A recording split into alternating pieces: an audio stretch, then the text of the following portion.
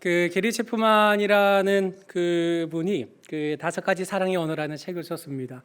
지난 전교인 가족 수련회 때 함께 이 책을 떼볼까 하고 이렇게 계속 저울질하다가 결국 그 이렇게 하나님의 그 군사가 되자 특공대가 되자 하는 이쪽으로 그 주제를 조금 바꾸게 됐습니다. 아무튼 이 5가지 사랑의 언어는 무슨 말이냐면 그 우리가 언어를 알아야 알아들을 수 있잖아요.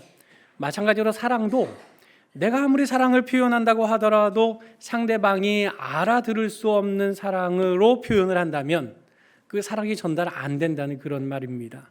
그래서 이 게리 체프만은 총 5가지의 사랑의 언어를 말합니다. 인정하는 말, 함께하는 시간, 선물, 봉사, 스킨십, 이렇게 5가지를 이렇게 언급을 합니다. 여기 뭐 딱 내가 한 가지만은 아닐 겁니다. 여기에 주 언어가 있고 또 보조 언어가 있는데 내가 가장 사랑받는다고 느낄 때가 언제인가? 그게 바로 나의 사랑의 주 언어다라고 뭐 이렇게 이야기를 합니다. 뭐 주 언어, 보조 언어가 있지만 뭐 어찌 됐거나 그 전형적으로 만약에 그 봉사라고 하는 사랑의 언어를 가지고 있는 사람이 있다고 할 때 또 전적으로 인정하는 말을 가지고 있는 사람이 함께 자기 방식으로 사랑을 표현한다는 것을 한번 예로 들어보겠습니다. 그 아내는 봉사를 할 때 사랑을 하고 받는다고 느껴요. 예를 들면 뭐 설거지를 도와준다든지 상 차리는 것, 음식 만드는 것, 청소하는 것 이런 걸 도와주는 봉사의 사랑을 느끼는 언어를 가지고 있습니다. 그런데 남편은 어떤 사람인가?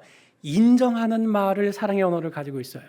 그래서 야, 당신 밥 반찬이 최고야. 야, 당신이 이 식탁을 차릴 때 가장 아름다워. 당신이 설거지하는 건 와, 정말 세상을 깨끗하게 만드는 것 같은 그런 느낌을 나한테 줘 하고 이렇게 인정하는 말만 계속 옆에서 계속 드립다 하는 거죠.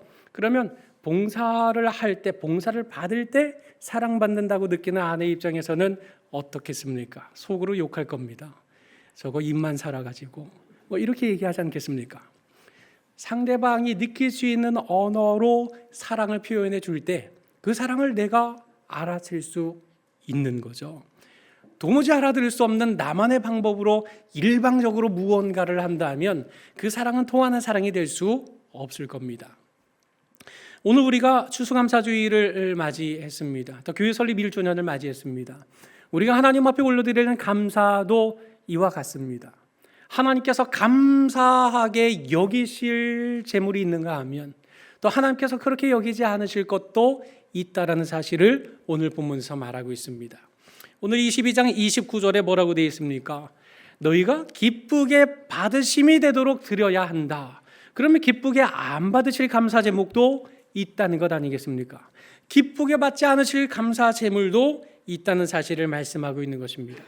자, 그렇다면 오늘 우리는 하나님께 어떤 감사를 드릴 때 그 감사가 하나님께 받으실 만한, 하나님께서 그것도 기쁘게 받으실 만한 감사가 되는 것이겠습니까? 본문을 통해서 우리가 함께 몇 가지 참고해 보려고 합니다. 먼저 오늘 29절에 보면 너희가 여호와께 감사 제물을 드리려거든 하고 말씀합니다. 여기서 말하는 감사 제물은 그냥 뭐 여러 감사 제물을 다 말하는 건 아니고요. 그 이스라엘의 5대 제사가 있죠. 번제, 소제, 화목제, 속제제, 속건제 이렇게 5가지의 제사가 있습니다. 이 제사 중에 화목제물을 의미하는 겁니다. 특별히 그 화목제물 중에서도 서원제가 있고 낙헌제가 있고 감사제가 있는데요. 감사제에 속한 제물을 언급하고 있는 겁니다.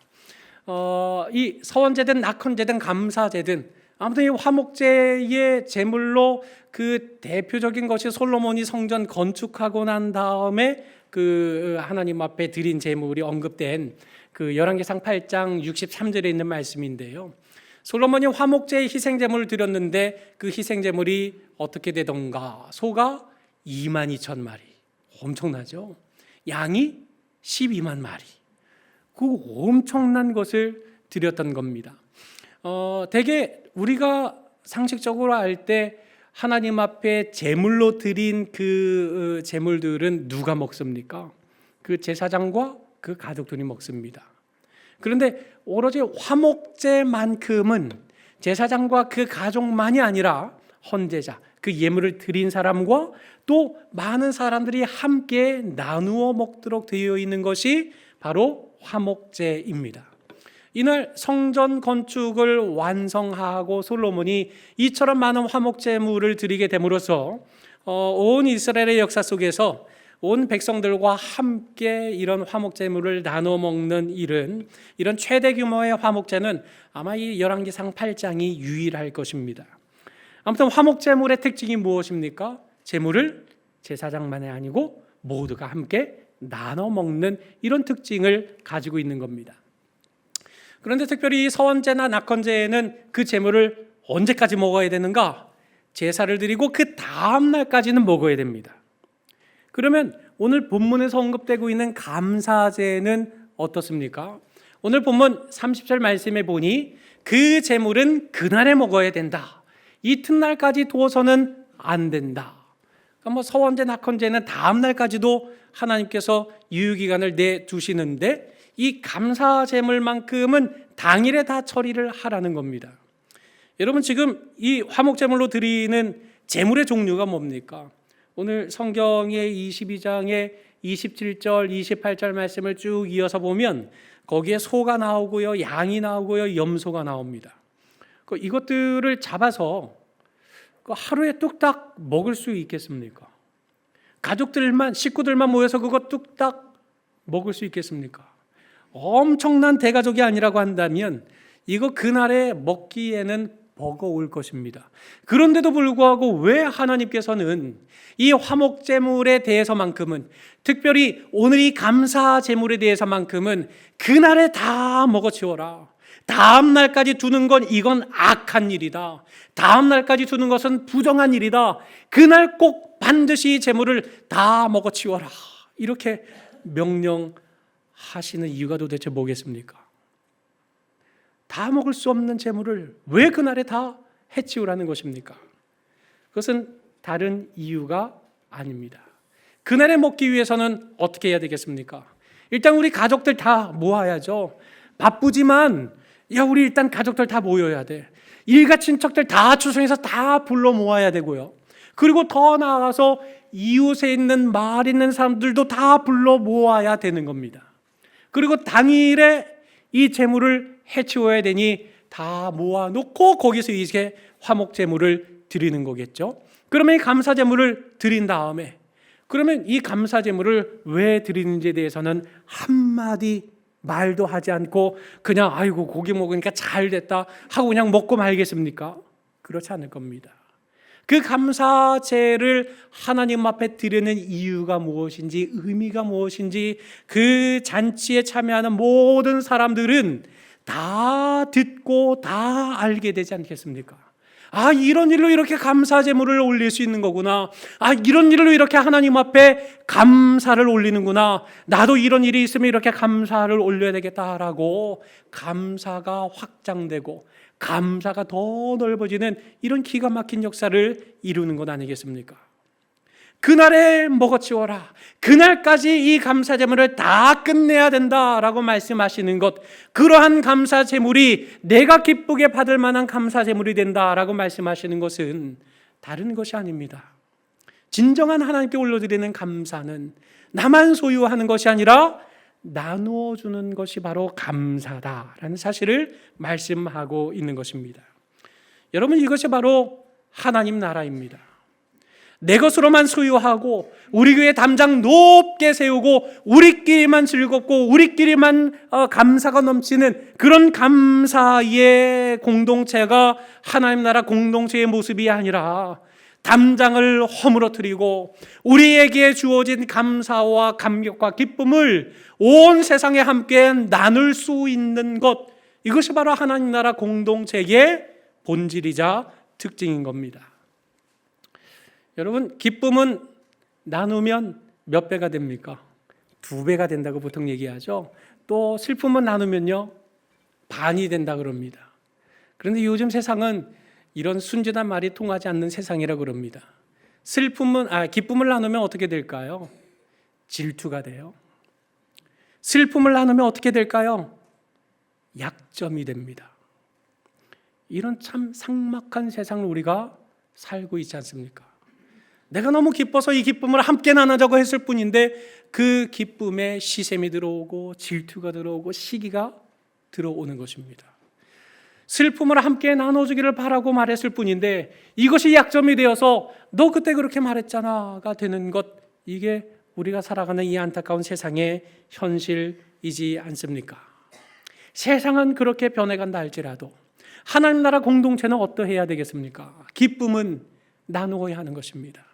주님께서 우리에게 십자가를 통해서 베풀으신 그 구원의 감격과 감사와 그 기쁨은 우리만의 것이 아니라 함께 나누어야 할 제물이 된다는 사실을 오늘 하나님께서 이 말씀을 통해서 우리에게 가르쳐주고 있는 것 아닙니까? 최상태라는 그 작가가 쓴 그 최고가 되려면 최고를 만나라는 책이 있습니다. 그 자기개발의 대가인 그 브라이언 트레이시로부터 해서 그 스타벅스 CEO가 지금 다 하워드 슐츠입니까?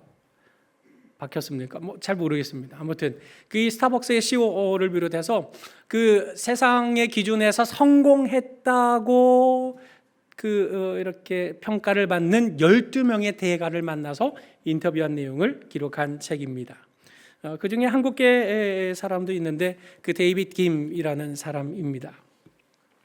이 사람은 가난을 증오하던 학생이었는데 저 책을 쓸 당시에는 아주 성공한 사업가가 됐습니다. 7개의 레스토랑을 운영하고 그 레스토랑이 아니라 하나의 레스토랑이 아니라 그 프랜차이즈를 운영을 하는 사람이었고 또 투자 전문 회사를 포함해서 10개의 계열사를 직간접적으로 운영하는 그런 이른바 성공한 사람이었습니다.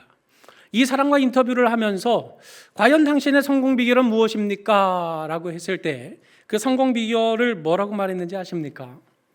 먼저 주어야 성공합니다. 먼저 주는 자가 성공합니다. 라고 얘기를 했습니다.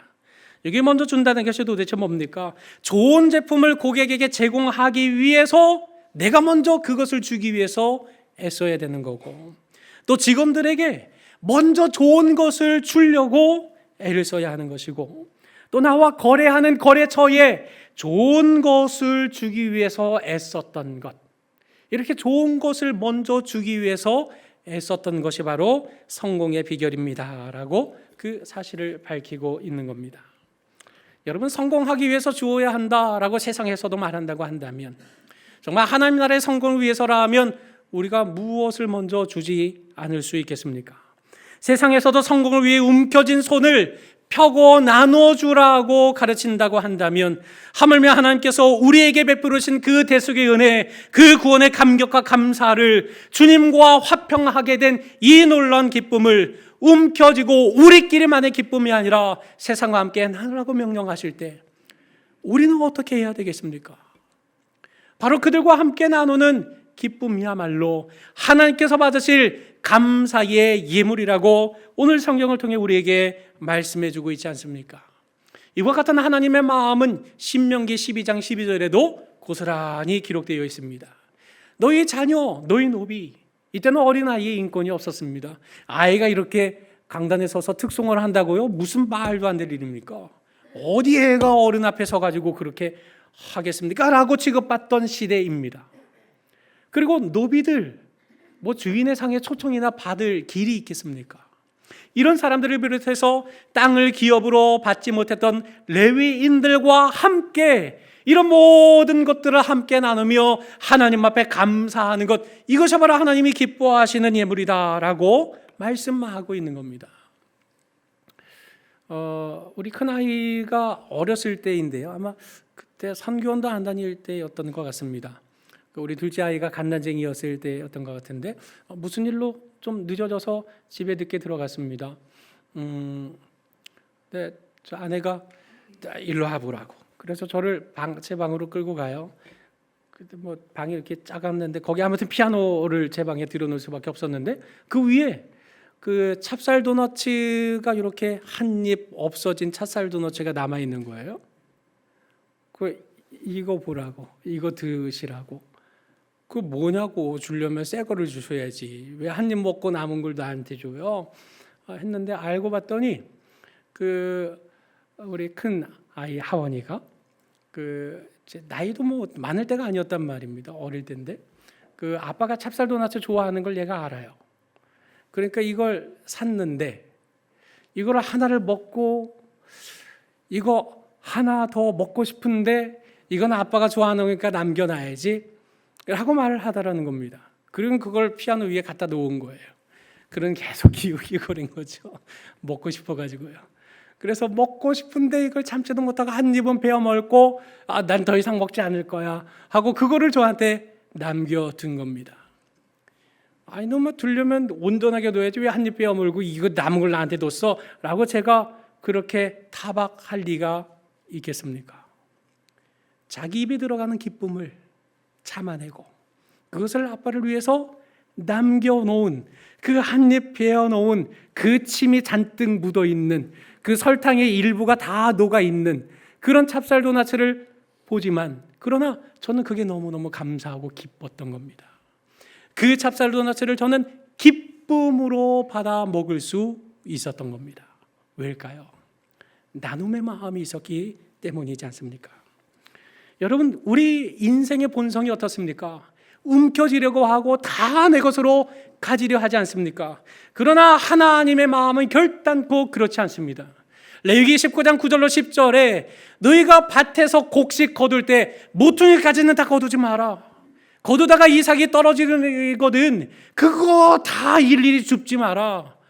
포도원의 열매를 거둘 때에도 다 따지 말고 만약에 포도알이 떨어졌다면 그거 그냥 내버려 두라 이겁니다. 왜요? 가난한 사람도 먹고 살아야 되지 않겠느냐. 이 땅에 나그네로 살아가는 이방 사람들, 외국인들도 그거 먹고 내가 준 열매의 달콤함을 그들도 맛보아야 되지 않겠느냐. 이것이 바로 하나님의 마음인 것입니다. 여러분 진정한 감사의 예물, 하나님이 기쁘시게 받으실 만한 감사의 예물이 무엇입니까? 그것은 하나님께 드릴 뿐 아니라 그 기쁨을 나누는 마음, 나누는 손길, 바로 그것이야말로 하나님께서 진정 기뻐하시는 감사의 제물이 된다는 사실을 말씀하고 있는 겁니다. 여러분 그런데 우리가 나누지 못하는 이유가 뭡니까? 욕심 때문이죠. 이거 움켜져야 내가 살 것 같거든요. 이걸 움켜쥐지 않으면 내가 만족하지 못할 것 같은 마음 때문이거든요. 그런데 야고보서에 보면 이런 아주 무시무시한 말씀이 있습니다. 욕심이 잉태했대요. 뭘요? 죄를요. 그러니까 욕심이 죄를 낳은 겁니다. 이 낳은 아이는 어떻게 됩니까? 계속 자라나죠. 점점점 성장해 갑니다. 점점점 커갑니다. 그렇게 크다 결국 장성하게 돼서 나를 어디까지 이끌고 가는 겁니까? 사망으로 이끌고 가는 겁니다. 내 안에 작은 욕심은 어떻게 됩니까? 점점점 커져가는 겁니다. 커져간 욕심은 나를 필연적으로 사망까지 인도한다는 겁니다. 이런 기가 막힌 사실이 그 원숭이 잡는 법에 그대로 투영되어 있는 것을 우리는 볼 수 있는데요. 그 원숭이 잡는 법 혹시 들으신 분 계실지 모르겠습니다. 아주 오래 전부터 알려진 내용인데요. 한번 뭐 영상 보시죠. 이게 뭐 1900년대 초반에 찍은 영상인데요. 저 조롱박에 먹이를 집어넣습니다. 그리고는 저걸 나무에 꼭꼭 묶어놔요. 그럼 원숭이가 냄새를 맡고 저길 찾아온단 말입니다. 저 손을 넣어요. 그리고 주먹을 쥐잖아요. 움켜쥐면 그러면 이게 저 구멍에서 손이 밖으로 빠져나올 수 없는 겁니다. 그러면 사람이 오면 어떻게 합니까? 놓고 도망가야 돼요. 근데 저걸 빼겠다고 주먹 움켜진 손을 놓지를 않는 겁니다. 언제까지요? 보십시오. 이제 사람이 오거든요. 사람이 와서 저 원숭이를 뭐 어렵지 않아요. 그냥 가서 그대로 잡아서 묶으면 되는 겁니다. 이 참 얼마나 미련합니까? 이 얼마나 멍청한 모습입니까? 결국 그 움켜진 손을 놓기만 하면 사는 건데 그 움켜진 손을 놓지 않겠다고 끝까지 욕심을 부린 결과 이 원숭이의 결국이 어떻게 됩니까? 여러분 우리 안에 욕심이 가만히 있는 줄 아십니까? 아니요. 자라납니다. 자라나기 시작하면 이 움켜진 손과 그 자라나는 욕심은 필연적으로 우리를 사망으로 이끌어갈 뿐임을 우리는 기억해야 하는 것입니다. 왜 그렇게 되는 겁니까? 하나님의 뜻이 그러하지 않기 때문입니다. 하나님의 뜻은 우리에게 주신 그 놀라운 십자가 구원의 은혜를, 예수 그리스도를 통하여 맛보게 된 그 구원의 은혜를 하나님 앞에 감사하는 것으로 끝내는 것이 아니라 그 기쁨을 이웃과 함께 나누는 바로 그 자리에 진정한 하나님의 뜻과 하나님의 마음이 이 땅에 이루어지는 역사가 있기 때문에 그 움켜진 손으로 욕심 부리면 우리의 결국은 이 원숭이의 꼴밖에는 아무것도 기대할 것이 없게 되고 마는 겁니다. 사랑하는 서부경향의 성도 여러분, 오늘 본문 말씀 중에 아주 중요한 말씀이 있습니다. 너희가 기쁘게 받으심이 되도록 드릴지며 라고 29절에 기록되어 있습니다. 여러분, 감사 제물을 너희가 드릴 때에 라고 말했다면 그 감사 제물이 기쁘게 받으심이 되도록 드릴지며 라고 말해야 조금 더 문맥상 자연스럽지 않겠습니까? 그런데 그 감사 제물을 앞에 언급해 두고 뒤에서는 감사 제물이라는 말 대신에 뭐라고 말씀합니까? 너희 각 사람이 하나님이 기쁘게 받으심이 되도록 드리라고 말씀하고 있는 것입니다. 왜 그런 것이겠습니까? 감사 제물은 필연적으로 감사 제물을 드리는 그 사람의 마음과 태도와 하나님을 사랑하는 그 모든 것들이 담겨서 감사 제물이 드러나기 때문인 것입니다. 다시 말해서 하나님이 기뻐하시는 참된 예물을 드리기 위해서는 나 자신이 하나님의 마음을 알고 나 자신이 그 무엇보다도 하나님을 먼저 사랑할 줄 알고 그 하나님을 사랑하는 마음을 가지고 이웃을 사랑하는 마음으로 드릴 때 그것이 진정한 하나님이 기쁘게 받으실 예물이 된다는 사실을 말씀하고 있는 것 아닙니까? 우리 입교교육을 하는데 우리 김서연 청년이 그 어떤 친구가 이렇게 물어보는데 어떻게 대답해요? 하고 저한테 물어본 게 있습니다. 이제 교회 막 나간 친구가 있는데 나는 교회 헌금 안 할 거야. 그리고 헌금 대신에 나는 구제하고 또 이런 기부하고 이런 봉사단체에 나는 헌금을 대신해서 거기에 드릴 거야 라고 이야기를 했다는 겁니다. 여러분, 그게 헌금이 됩니까? 됩니다. 네. 그러나 먼저가 있고 나중이 있는 겁니다. 여러분, 기부단체를 통해서 잠깐 입에 넣어야 할 양식을 먹는 자, 영원히 배고프지 않을 수 있습니까? 잠시 추워서 따뜻한 옷을 입혀주기 위해서 기부를 통해 따뜻한 옷을 입혔다면 그 사람은 더 이상 추운 날이 오지 않겠습니까? 아니요, 일시적인 겁니다. 기부를 통해서 이루어지는 선한 것들은 다 일시적인 것들 뿐입니다. 그러나 이것도 우리가 버려서는 안 되는 명백히 그리스도인들이 실천해야 할 사회적 책임인 것은 틀림이 없습니다. 그러나 이것을 해야 하지만 그 무엇보다도 먼저 해야 할 것은 내가 이런 마음을 품을 수 있는 자로 나를 구원하신 그 하나님 앞에 드리는 것. 그래서 이 교회를 통해서 하나님의 복음이 예수 그리스도의 십자가의 구원과 은총이 전파되고 나눠지도록 하나님 앞에 예물을 드리는 것이 먼저 되어야 하고, 그리고 각자 개인적으로 기부하는 일들도 우리가 소홀히 해서는 안 된다는 사실을 우리는 기억해야 하는 것입니다. 왜냐하면 복음만이 우리들로 영원히 배고프지 않게 하고, 복음만이 우리를 영원히 목마르지 않게 하며, 복음만이 우리를 완전한 소망으로 이끌고 있기 때문에 그런 것입니다. 감사하게도 지난 1년간 우리 서부경향에는 참으로 무수하게 많은 나눔이 있었습니다. 무수하게 많은 하나님의 영광을 나타낼 많은 제목들이 있었던 그런 순간들을 우리가 통과했습니다. 이것을 우리가 다 나야 할 길은 없습니다. 대표적으로 몇 가지만 말씀드리자면, 오늘 나갈 때 손으로 뜨개질해서 만든 수세미 2개씩 한 봉지에 들어있는 거 성도 한 번씩 다 받게 될 겁니다. 이게 한 개로 따지면 총 250개를 손수 다 드셨어요. 누가 드셨게요? 우리 송경자 집사님이 일일이 다 드셨어요. 그 어르신이 이거 다 드신 거예요. 이거 나누는 마음 없이 되겠습니까? 하나님 사랑하고 이웃 사랑하는 마음 없이 되겠습니까? 결코 그럴 수 없는 것입니다. 이러한 공개, 이러한 봉사, 이런 헌신이 지난 1년 동안 우리 교회 안에 얼마나 많이 있었습니까? 뿐만 아니라 이제 1주년을 맞이하지만 우리는 세계 선교를 위해서, 또 신학교 운동을 위해서, 또 이 지역에 있는 많은 우리 주일학교 어린 친구들을 위해서 끊임없이 베풀고 도움의 손길을 펼치고 있는 교회로 세워져 가고 있습니다. 더 나아가서 이 지역사회와 이웃을 위해서 무엇을 감당할 수 있을지 계속해서 탐색하고 찾고 있는, 그래서 우리 안에 움켜진 손을 펼쳐서 나눌 수 있는 진정한 감사 제물로 하나님 앞에 영광 올려드리기 위해서 힘쓰는, 기도하는 그런 교회로 설 수 있는 것, 이것일로 참 감사한 일이 아닐 수 없습니다. 이러한 감사가 일어나기까지 하나님이 우리에게 주신 은혜가, 하나님이 우리에게 주신 마음이 얼마나 귀하고 고귀한 것들입니까? 하나님의 마음은 결코 움켜지는 그 자리에 있지 않습니다. 움켜진 손을 펼치는 그 자리에 하나님의 마음과 하나님이 기쁘시게 받으실 감사 제물이 그 자리에서 발견되는 것입니다.